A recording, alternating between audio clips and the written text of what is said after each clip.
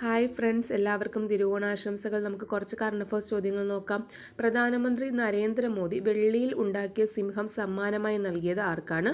Argentinian president Javier മിലേയ്ക്കാണ്. Argentina സന്ദർശന വേളയിൽ പ്രധാനമന്ത്രി നരേന്ദ്രമോദിക്ക് കീ ടു ദി സിറ്റി ബഹുമതി നൽകി ആദരിച്ച നഗരം ഏതാണ്? കീ ടു ദി സിറ്റി ബഹുമതി നൽകി ആദരിച്ച നഗരമാണ് ബ്യൂണസ് അയറസ്. മാഗ്നസ് കാൾസനെ അടക്കം വീഴ്ത്തി ഗ്രാൻഡ് ചെസ് റാപ്പിഡ് ടൂറിൽ സാഗ്രബിൾ കിരീടം ഉയർത്തിയത് ആരാണ്? മാഗ്നസ് കാൾസനെ അടക്കം വീഴ്ത്തി ഗ്രാൻഡ് ചെസ് റാപ്പിഡ് ടൂറിൽ സാഗ്രബിൾ കിരീടം ഉയർത്തിയത് ആരാണെന്ന് ചോദിച്ചാൽ അത് തമിഴ്നാട് സ്വദേശിയായ ഡി ഗുഗേഷിനാണ്. ആന്റി ഡ്രോൺ സംവിധാനം വിന്യസിക്കുന്ന ആദ്യ ഇന്ത്യൻ തുറമുഖമായി മാറുന്നത് തുറമുഖമാണ് കാണ്ഡ്ല, ഗുജറാത്തിലെ കാണ്ഡ്ല.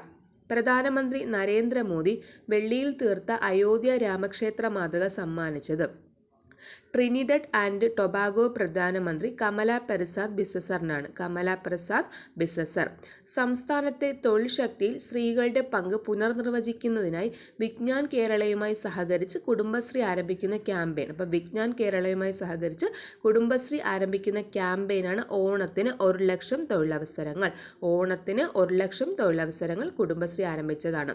അടുത്തിടെ ഗവൺമെന്റ് സർവീസിൽ സ്ത്രീകൾക്ക് 35% സംവരണം എടുത്തിയ സംസ്ഥാനം ഏതാണ്? ഗവൺമെന്റ് സർവീസിൽ സ്ത്രീകൾക്ക് 35% സംവരണം ഏർപ്പെടുത്തിയ ഇന്ത്യൻ സംസ്ഥാനമാണ് ബീഹാർ. കേരളത്തെ മൃഗസംരക്ഷണ മേഖലയെ പൂർണ്ണമായും ഡിജിറ്റലൈസ് ചെയ്യുന്നതിനുള്ള പുതിയ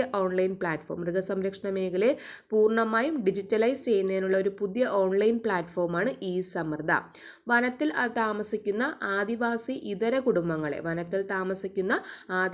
ഇതര കുടുംബങ്ങളെ പുനരധിവസിപ്പിക്കാനുള്ള പദ്ധതി ഏതാണെന്ന് വെച്ചാൽ ആ പദ്ധതിയാണ് നവകിരണം പദ്ധതി. സംസ്ഥാനത്ത് ആദ്യമായി ആസ്തി വിവരങ്ങൾ ഡിജിറ്റലൈസ് ചെയ്യുന്ന ജില്ലാ പഞ്ചായത്ത് ഏതാണ്? ആസ്തി വിവരങ്ങൾ ഡിജിറ്റലൈസ് ചെയ്യുന്ന ജില്ലാ പഞ്ചായത്താണ് മലപ്പുറം. Thank you.